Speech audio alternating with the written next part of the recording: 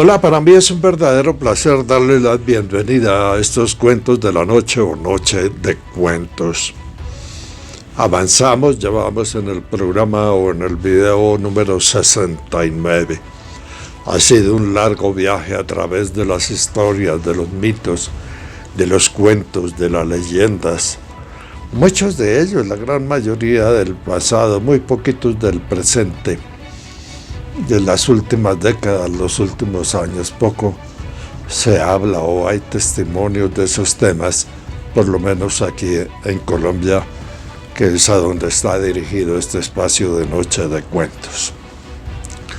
Hace algunos años me llegó a mí una información, un contenido, un escrito. Yo producía el programa que se llamaba Historias Secretas y estábamos hablando de profecías y todo ese tipo de cosas. Esa cartica, ese escrito, llegó por alguien que nunca supe quién era. He oído algunas referencias a lo largo de los años, pero muy poco. Mi amigo Fabrín Vázquez Mendieta me llamó y me dijo: oiga, Roto, a mí me dicen Roto, ¿por qué no habla o recuerda la historia del dragón, el oso y el águila? Esa historia que es como profética. Buscando y buscando encontré por fin un texto grabado. Lo desgrabé, no lo pude colocar como era al comienzo porque tiene una música que actualmente pues los derechos de autor impiden colocarla. Entonces regrabé nuevamente el texto y la siguiente es la historia que ustedes van a escuchar. Aparentemente es una profecía, y las profecías son, se pueden cumplir o no se pueden cumplir. Ahí se nombran unos animales, esos animales representan estados o países. Les ruego el favor de que no utilicen los nombres directos de los países quienes entiendan este texto, porque hay muchas restricciones y llegan y esos comentarios se cortan o se anulan. Vamos con esta historia, una historia rara, extraña, aparentemente profética, pero recuerden, profecías son.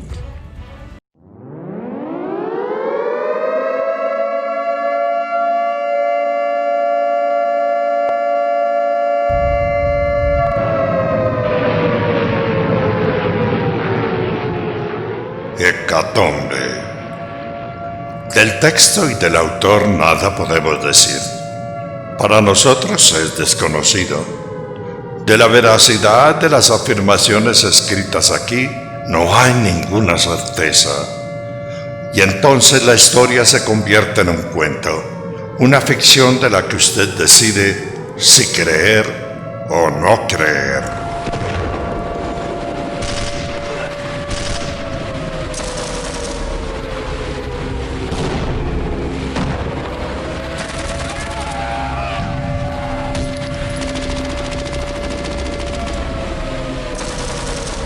El mundo quedará estupefacto por el brutal ataque del dragón contra el oso.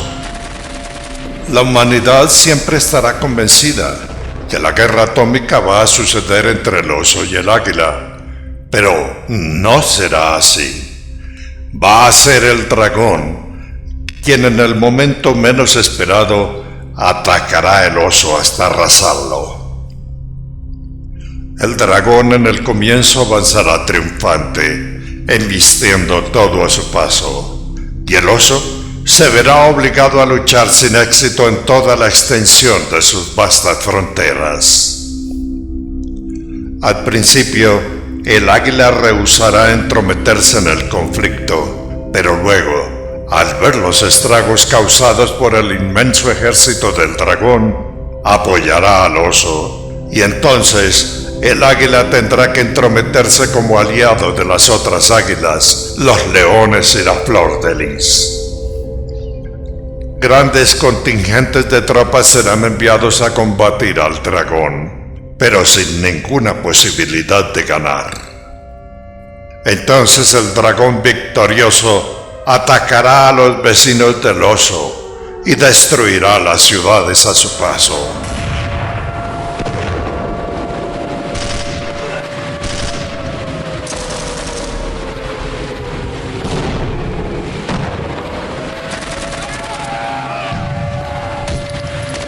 El dragón protegerá en parte a sus vecinos de Oriente, quienes irán a atacar al oso y combatirán a su lado. El dragón triunfante se llamará a sí mismo la mano de la justicia del destino. El dragón enviará su poderosa fuerza atómica y la utilizará. Bombardeará muchas ciudades y con sevicia empleará su armamento nuclear.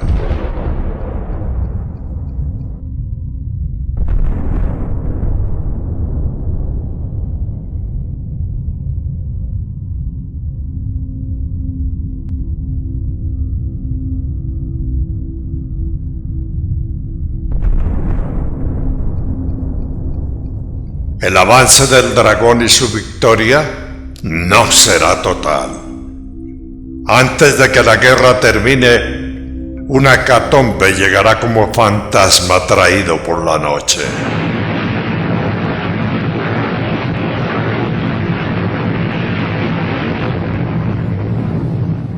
Al momento del átomo, acaecerá en la Tierra una terrible y sorpresiva destrucción. Los ejércitos del dragón, aturdidos por lo que ocurre, vivirán sismos y cambios de la naturaleza, poderosas destrucciones que traerán la derrota final del dragón. La hecatombe y los cataclismos telúricos atraparán al dragón en las tierras del águila, los leones y la flor de lis, y entonces sus soldados asustados comenzarán su terrible y desdichada retirada. Si no fuera por la hecatombe, la espantosa embestida del dragón marcaría el final de la humanidad. El cataclismo, la hecatombe, será tan grande que rápidamente ahogará la guerra, salvando así al resto de la humanidad del aniquilamiento.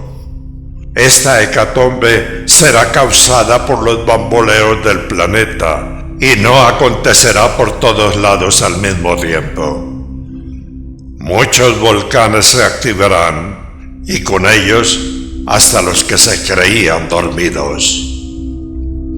Entonces llegarán las lluvias mortales de escombros volcánicos y con ellos huracanes poderosos e inundaciones, tsunamis de gran altura.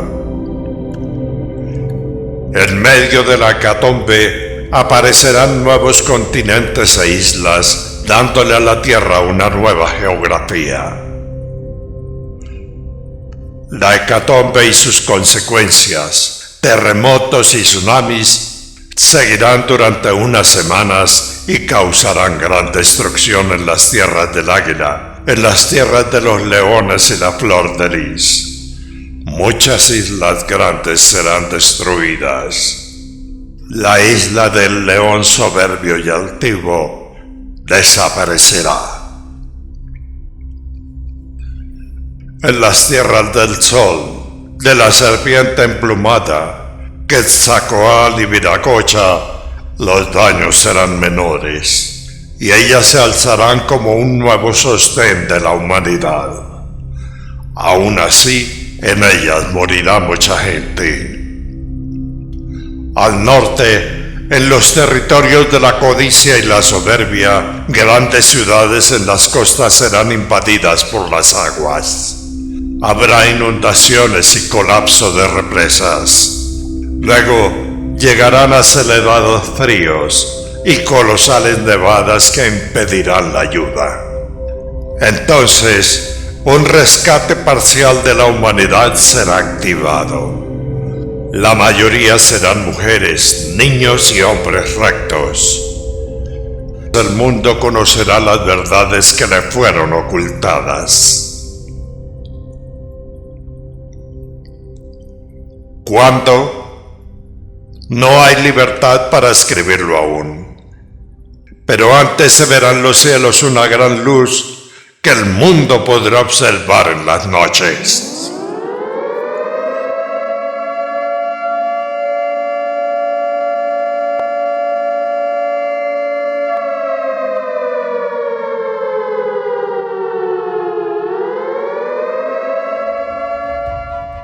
Y de esto, como lo dije ya en el video, ustedes deciden si creer o no creer.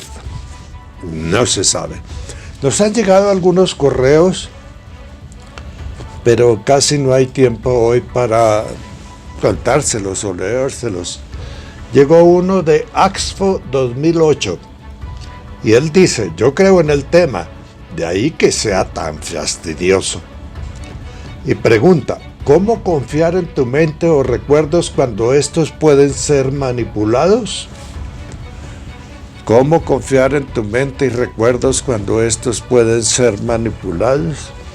La manipulación es muy normal, eso yo lo aprendí en mis años en el periodismo. El testigo ve una cosa, se la cuenta al periodista, el periodista entiende otra. Si es televisión, lleva el video con el testimonio al editor y el editor entiende otra y manipula a su manera la información. Finalmente el presentador del noticiero le escriben una cosa que el director también interpretó y el presentador también la interpreta. Todo es como manipulado. Así ocurre con los temas que están relacionados con el fenómeno ovni. Hay manipulación por todo lado. Quizás don Axfo 2008 se refiere específicamente al tema de los encuentros cercanos con extraterrestres o con naves. Pues sí puede haber manipulación. De hecho, muchos recuerdos se pierden. Gente que ha vivido acontecimientos raros, pérdida de tiempo, ese tipo de cosas, que han visto personajes de estos y que se encuentran de pronto en un sitio o están en el otro, no recuerdan parte de las cosas. Y eso ocurre en la siguiente historia. Un docente amigo me la contó, me pidió que por su profesión mantuviera el anonimato porque pues trabaja en educación, y me contó su cuento. Yo lo interpreté porque cada cual lo interpreta a su manera y el resultado es el siguiente.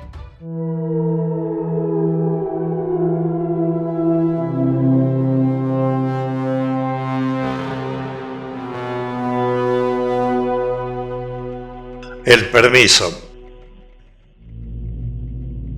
Yo no sé cómo comenzó todo, pero fue más o menos en el mes de julio de 1987. Yo ese día me quedé viendo televisión hasta tarde. Mi mamá se había ido a dormir. El caso es que de un momento a otro sentí como una necesidad muy grande de subir a la terraza de la casa. Nosotros vivimos en el barrio La Primavera, en la ciudad de Bogotá. Yo no sabía por qué, pero era como si me estuvieran jalando a la terraza. Cuando llegué allá arriba, el cielo estaba completamente estrellado.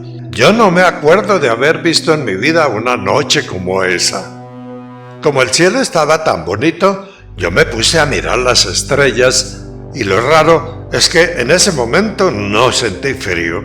Y ustedes saben que las noches de Bogotá son muy heladas.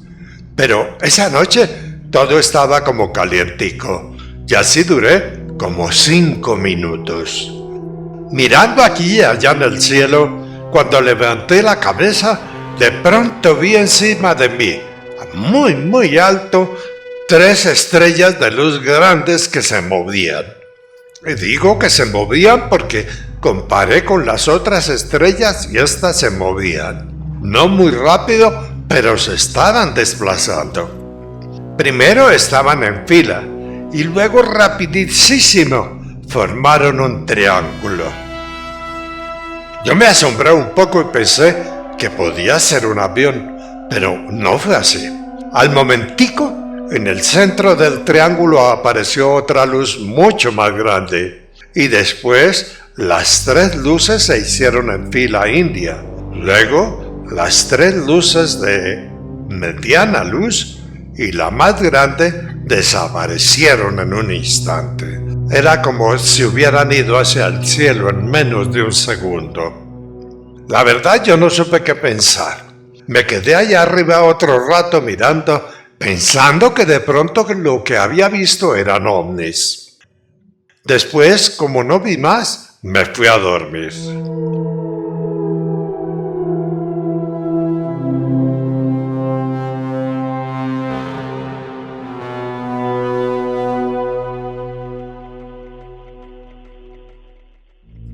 Tiempo después, una noche de agosto, no me acuerdo el día, yo me fui a acostar muy temprano. Yo calculo que eran más o menos las 3 de la mañana, cuando de pronto creo que me desperté. Y digo que creo que me desperté porque la verdad no sé si estaba despierto o estaba soñando. El caso es que yo sentí que debía ir a la terraza y me puse la bata, las chanclas y salí. Cuando llegué a la terraza, el cielo estaba todo despejado, pero no estaba tan bonito como la primera noche. Cuando miré nuevamente hacia arriba, exactamente encima de mí, muy alto, apareció una cosa ovalada que emitía una luz. La cosa ovalada era como un huevo de gallina y era blanco. Cuando yo miré el huevo, sentí que dentro de mi cabeza un hombre de voz muy dulce me dijo que no tuviera miedo. Que no tuviera miedo porque iban a subirme. Cuando yo sentí la voz y escuché que me iban a subir, casi me voy al piso del susto. El corazón se me puso como loco y me mareé. Eso pasó en un instante, porque después algo en mi cabeza me tranquilizó. Yo no sé, pero sentí una paz muy grande que me invadió. Luego, casi al mismo tiempo, vi una luz que me rodeó y entonces sentí como si el estómago se me pegara al piso. De lo que pasó luego, no me acuerdo muy bien. Es como si ese pedazo de la película me lo hubieran borrado. Ahora yo alcanzo a recordar que estaba en el interior de una sala inmensa y que allí olía a naranja. Olía a la naranja cuando uno la pela. En esa sala había instrumentos y mucha gente frente a ellos. Allí, al lado mío, había un señor altísimo que me dio la bienvenida. Era un señor como transparente. Y ese señor me dijo que ellos, señalando al grupo, estaban aquí en la tierra para ayudarnos. Entonces yo le pregunté extrañado, «Perdone, señor, ¿ayudarnos para qué?» Y él me respondió, «No es fácil que entiendas aún, pero a tu tierra van a llegar muchas calamidades y nosotros, cuando llegue el momento, tendremos que entrar a ayudar». Entonces, un poco asustado porque no sabía dónde estaba, pregunté, «Señor, ¿y yo qué hago aquí?» El señor alto me dijo, «Tú eres especial, tienes vocación de maestro y queremos saber si quieres quedarte aquí.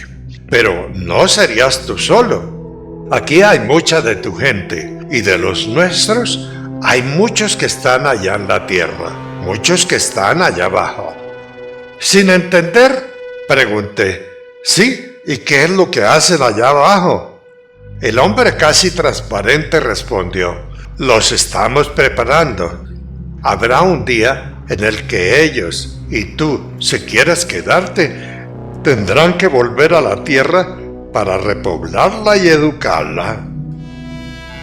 Yo no sabía de qué hablaba este señor, y nuevamente pregunté: Señor, ¿y los de ustedes que están allá en la tierra qué hacen? Aún no te lo puedo decir, respondió. Todo depende de si te quedas o no. Pero no te preocupes, ellos allá abajo están recolectando.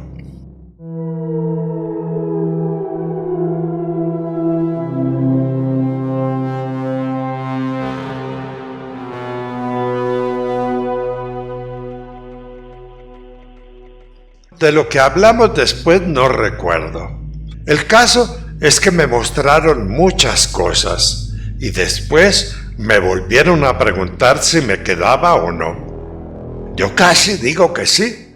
Todo me parecía tan bonito, tan pacífico y amoroso que la verdad casi me quedo. Pero entonces pensé en mi mamá. Pensé que ella se iba a quedar solita y entonces dije que les agradecía, pero que no podía aceptar su oferta. El Señor sintió tristeza, y digo que sintió porque yo lo percibía aquí en mi pecho. Él no me insistió, y me dijo que si era mi voluntad, ellos la respetaban. Al otro día, yo me desperté en mi cama como si nada hubiera pasado. Entonces fui corriendo y le conté toda la historia o el sueño a mi mamá. Y ella se enfureció, se echaba bendiciones y me dijo que yo estaba loco. Después me obligó a jurar que mientras ella viviera, yo no iba a contar nada de esas historias tan raras. Con el tiempo, mi mamita murió y la gravedad del juramento terminó. Hoy cuento esta historia porque es muy duro no saber si uno de verdad está loco o no.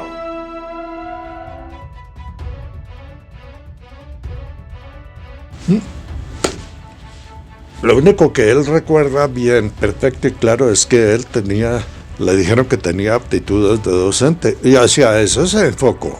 No se fue porque quiso quedarse con su mamita acompañándola. El caso es que este muchacho en esa época recibió esa idea docente y se dedicó a eso. Bueno, cambiemos en el tema. Por estos días ha aparecido una noticia que tiene que ver con un joven que murió y que él tenía una vocación religiosa, hacía mucha actividad religiosa alrededor del catolicismo. Este muchacho abrieron después de 14 años, no me acuerdo bien. Ustedes encuentran esa nota en internet. Estuvo enterrado y cuando descubrieron el féretro nuevamente para un proceso de beatificación, porque el muchacho aparentemente hizo un milagro, y encontraron con que el cuerpo estaba incorrupto. Alguien me preguntó en estos días, Margarita Gómez, algo así, no recuerdo bien el nombre, le ruego que me excuse, me preguntó que por qué no hablaba de ese tema. Yo de ese tema sé muy poquito. Entonces le pedí el favor a nuestro amigo Juan Jesús Vallejo que nos contara algo sobre ese tema tan raro y tan extraño. Hola a todos, ¿cómo estáis? Me pregunta don Roberto Tobar Gaitán sobre los cuerpos incorruptos, que es un tema que me fascina. Personas que cuando fallecen no solamente no entran en un proceso de descomposición, sino que en torno a su cadáver suceden fenómenos extraños, como por ejemplo el que haya un olor intenso a flores, a rosas, sin que en torno al cuerpo, al cadáver, haya absolutamente nada. Realmente hay varios cuerpos que son muy espectaculares dentro del mundo católico, ¿vale? Y sobre todo a mí hay dos que me fascinan mucho, que es el cuerpo incorrupto de Bernadette Soubirous. de la vidente que está implicada en la aparición de la Virgen de Lourdes, que es una de las apariciones marianas más importantes del mundo, pero sobre todo es la aparición mariana, el lugar en torno al cual la Iglesia Católica ha reconocido más milagros, en concreto 69. Pues el cuerpo de Bernadette Soubirous, si veis alguna foto a través de la web, pues tiene algo más de un siglo de fallecida y está realmente, pero perfecto. O sea, increíble, es una cosa que a mí me pone realmente, no sé, me eriza el pelo, en el sentido de que es algo muy espectacular. Hay otros santos también, por ejemplo, otro caso que me fascina es el de San Vicente de Paúl, que lleva fallecido casi 4 siglos y su cuerpo está perfecto, sin que la ciencia pueda explicar qué sucede en torno a estos cadáveres. Hay que diferenciar esto de momias que aparecen sin que esté claro el origen de por qué los cuerpos se preservan. Aquí en Colombia tenemos un caso muy conocido a nivel mundial, que es San Bernardo, o por ejemplo tenemos la famosísima momia de Guanajuato en México, que tienen incluso un museo dedicado a ellas. Son cuerpos que se momifican y se conservan muy bien sin que tengamos claro cuál es el proceso químico que hay detrás de esto. Y de todas las historias que he investigado de cuerpos incorruptos, la que más me fascina es una que tiene lugar en Japón, donde hay algunos monjes ascetas budistas que practican un tipo de momificación ritual que es todo un misterio. O sea, cuando se dan cuenta que están falleciendo, dejan de comer, empiezan a tomar un tipo de té, y algunos de ellos, su cuerpo se conserva después de siglos de forma perfecta. Es una técnica que se llama Soko-Shimbutsu, y los pocos ascetas que han conseguido llevarla a cabo, pues increíblemente su cuerpo no se deteriora prácticamente nada, repito, durante siglos. Soko-Shimbutsu. O sea, lo que está muy claro es que hay una relación entre santidad, entre personas que han estado pegadas a la luz, al bien, a la hermandad con otros seres humanos, y este tipo de hecho, los cuerpos incorruptos. Así que espero que mi respuesta os haya servido, y no olvidéis mirar las imágenes por internet, sobre todo del cuerpo de Bernadette Soubirous en Francia, que seguro os va a impactar. Un saludo para todos.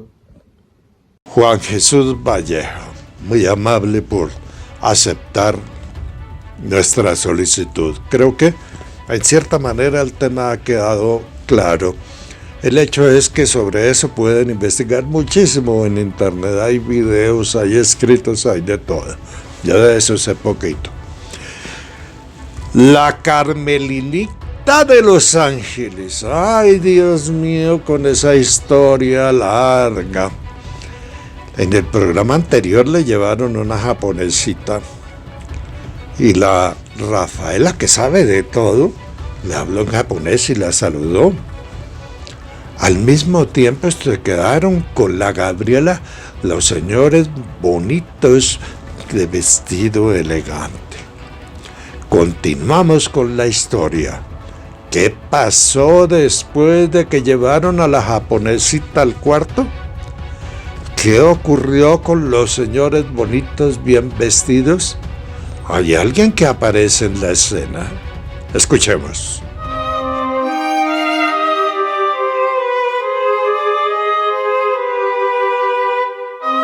Carmelina de Los Ángeles, 12º episodio. Tiempos de colonia. Territorio de Sopó en la Nueva Granada, hoy Colombia. En el episodio anterior se descubrieron las dotes de la Gabriela Langaruta y desdichada, quien tenía el don de la fertilidad. Lo que tocaba florecía. Se reveló también el valor de la danza y el canto gutural como herramientas de prosperidad. La Carmelinita se admiró por la repartidera de agua de la Rafaela, y al final de ese episodio asistimos a la llegada de una japonesa que fue llevada a la pequeña hacienda luego de que unas luces extrañas aparecieran en el del cerro de Ica, un cerro hoy llamado Pionono. Continuemos. Rafaela, la niña indígena, y Gabriela, la langaruta, llevaron a la tal japonesa a una de las habitaciones que había desocupada en la casa, y allí la recostaron. La Rafaela, que aparentemente sabía de todo, la saludó diciéndole en japonés: «Bienvenida a casa».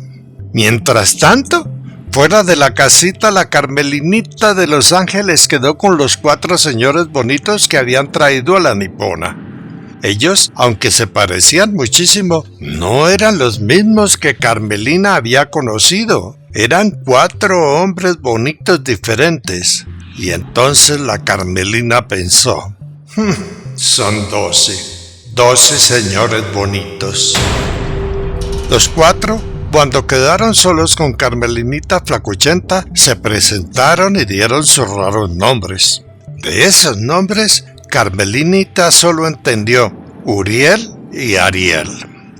Allí solitos, el tal Ariel, que parecía ser como el líder, le dijo a Carmelina que le dejaban una nueva joven y que se preparara porque podrían venir más. Entonces, Carmelina, inocente de todo lo que ocurría, sin el menor asomo de malicia, pensó para sus adentros: ¿y estos quiénes son? ¿Son recolectores de mujeres o recolectores de impuestos? En ese momento, el tal Uriel, parado a un lado de Ariel y atento a la conversación, como si hubiera escuchado los pensamientos de Carmelinita, soltó la carcajada. Ariel, por su parte, miró a Uriel con rostro severo y continuó: muchas vendrán, y en un año, cuando Rafaela cumpla 15 años, volveremos por ella. Carmelina, al escuchar que se iban a llevar a Rafaela, se tambaleó como aturdida, y entonces, furiosa como en sus tiempos de regordeta, se regó en prosa, y al tiempo que grosería va y grosería viene, ágilmente cogió una escoba parada al lado de la banca de madera a la entrada de la pequeña hacienda y la blandió amenazante contra los señores bonitos. Los 4 señores se miraron y entonces rieron al unísono. ¿De qué se ríen?, dijo la Carmelinita furiosa. A Rafaela no se la van a llevar. Carmelina, muy ofuscada al tiempo que blandía la escoba, dispuesta a asestar el golpe en la cabeza de Ariel, volvió y repitió: a Rafaela no se la van a llegar.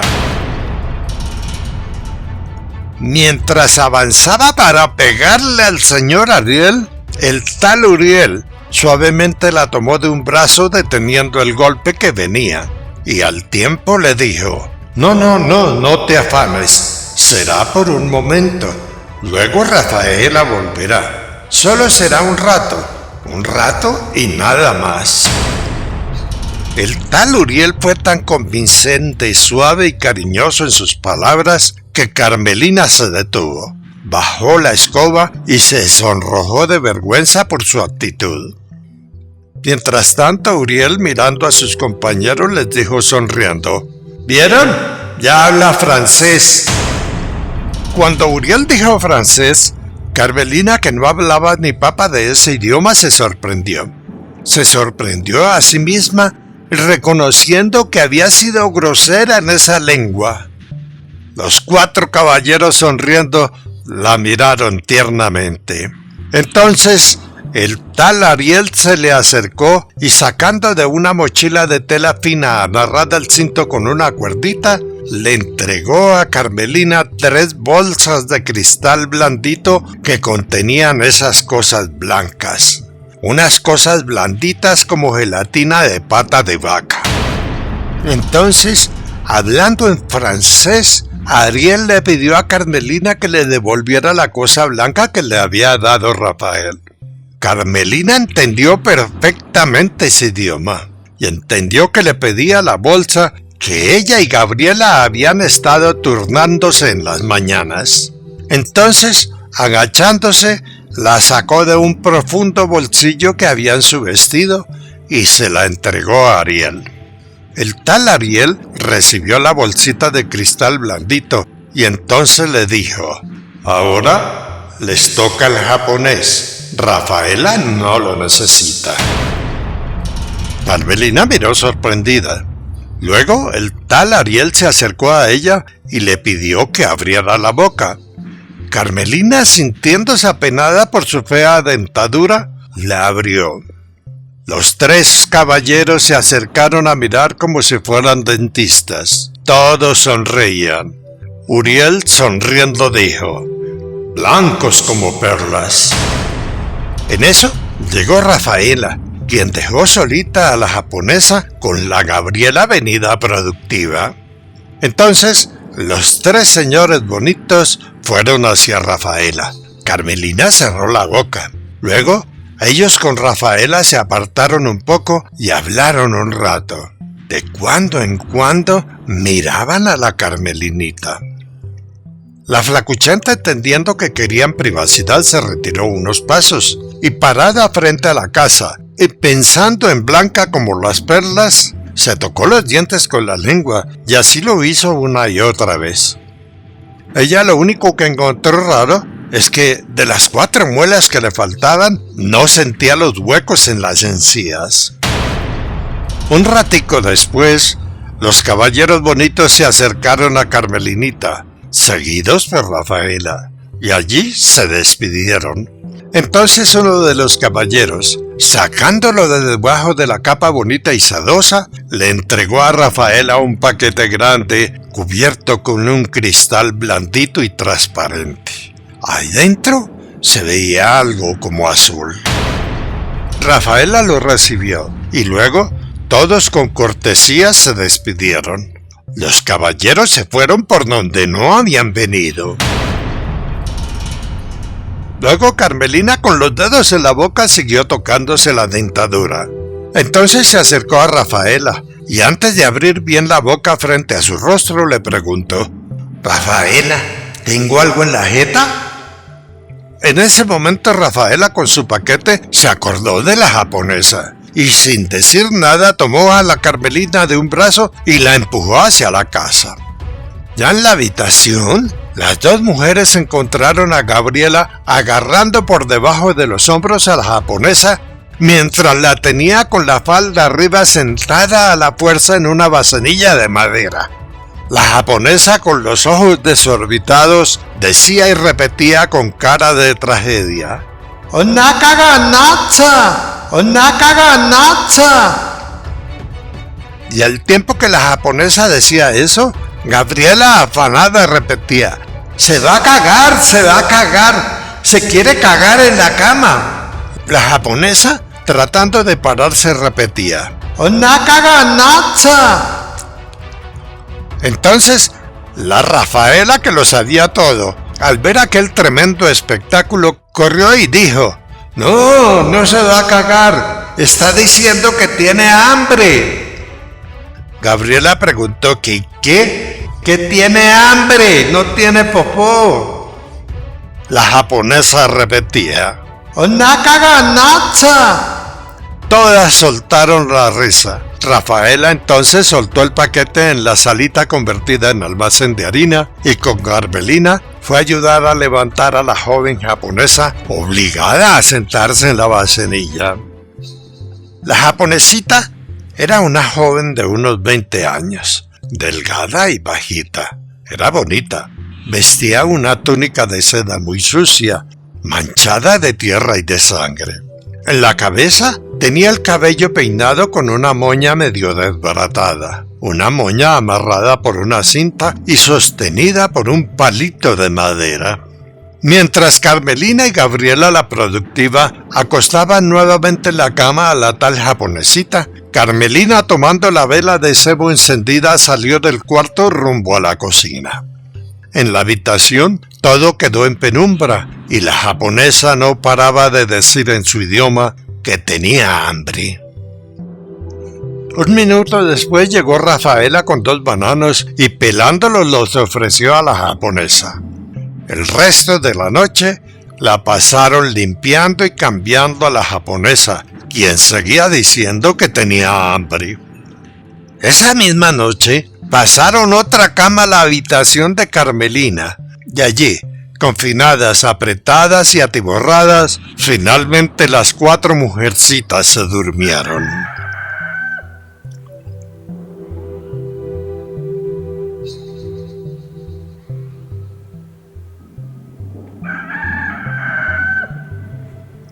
Al día siguiente, después del amanecer, Carmelina despertó y entonces no vio a la japonesa en su cama. Alarmada llamó a sus compañeras y todas afanadas salieron de la habitación a buscarla. Al final, encontraron a la nipona en la cocina. Estaba sentada frente al canasto de pan. La japonesita comía como loca. Después de desayunar, Carmelina y Gabriela dejaron a la japonesa con Rafaela y entonces fueron al pueblo a comprarle ropa a la nueva inquilina.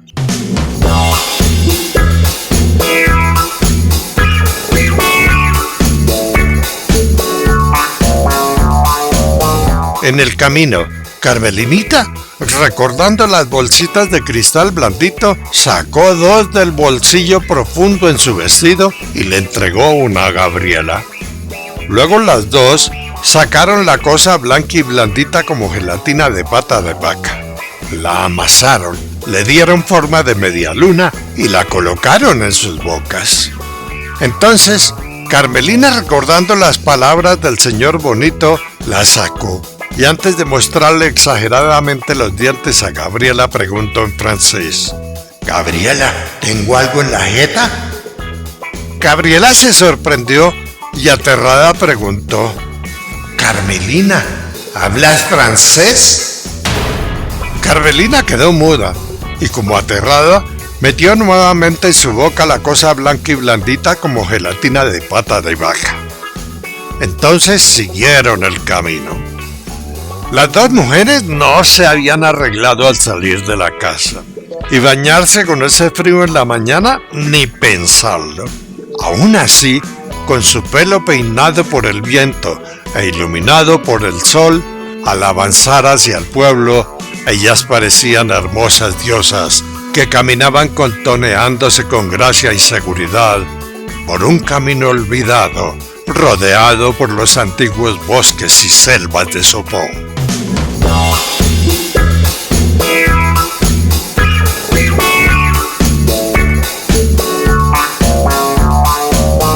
Al llegar a la plaza central del pueblo, a esa hora vacía, ellas vieron gente parada en la puerta de la iglesia.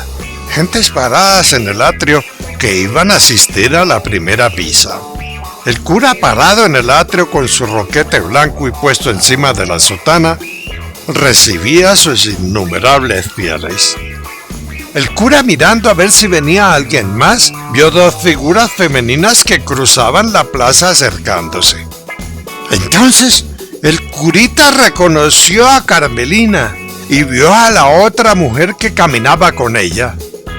Al momento, el curita asustado dijo: «¡Dios mío! ¡Otra bruja!».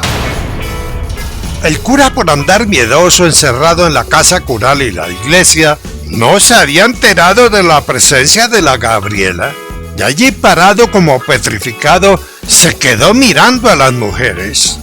Ellas siguieron su camino rumbo al almacén. Entonces, al pasar frente al atrio, mirando al cura, las 2 mujeres con la gelatina blanca aún dentro de sus bocas, le sonrieron al sacerdote. Carmelina con cara de burla y Gabriela con cara coqueta. El cura, al ver que en la boca de las 2 mujeres salía una cosa blanca como baba, salió de su parálisis y girando entró corriendo a la iglesia al tiempo que gritaba: ¡Otra maligna! ¡Otra maligna! Ese día no hubo misa. Al acercarse al almacén, ubicado en una esquina de la placita, aledaño a la iglesia, un caballero joven no conocido de nadie, montado en un hermoso alazán de patas y cascos grandes, pasó por el lado de las 2 muchachas. El no conocido de nadie Vestía una capa roja que cubría la grupa del caballo y tenía puesto un sombrero tricornio del mismo color de la capa. Sonriendo, el hombre pasó por el lado de las niñas. Carmelina y Gabriela, aterradas por los gigantes del caballo, pararon, y entonces la Gabriela venida productiva se quedó mirando al joven. El no conocido de nadie también se quedó mirándola desde lo alto, y lo hizo a medida que pasaba.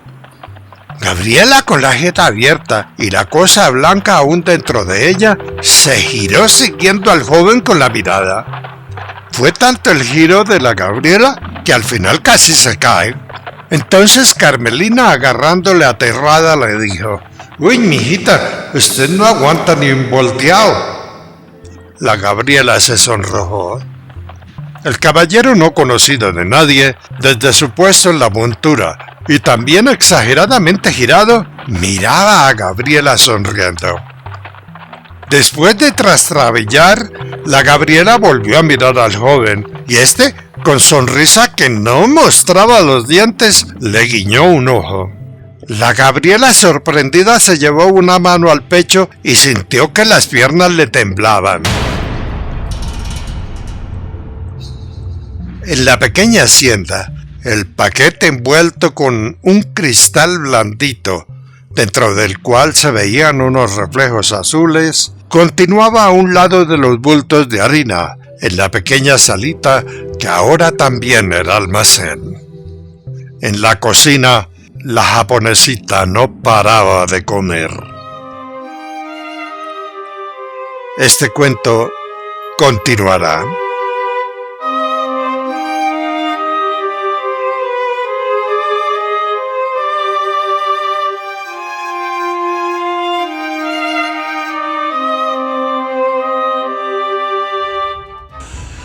La Carmelinita de Los Ángeles.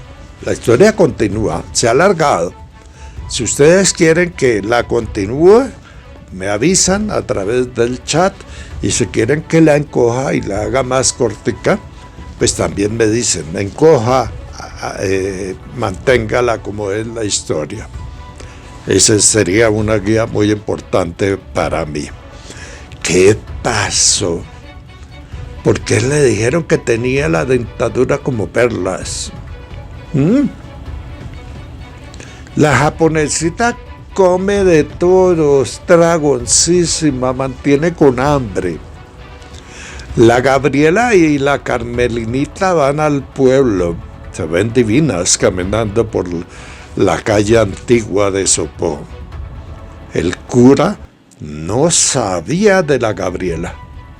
No tenía ni idea, y entonces salió aterrado y no dio la misa del susto.